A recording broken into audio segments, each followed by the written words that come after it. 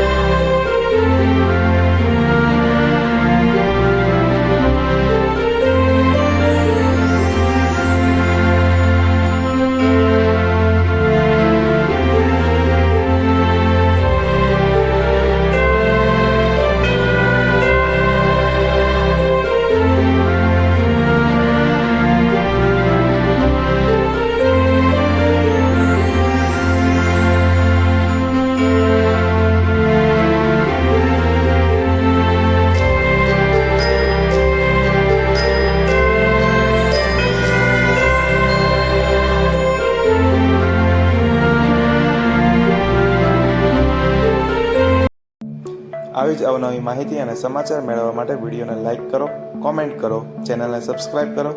Thank you for watching.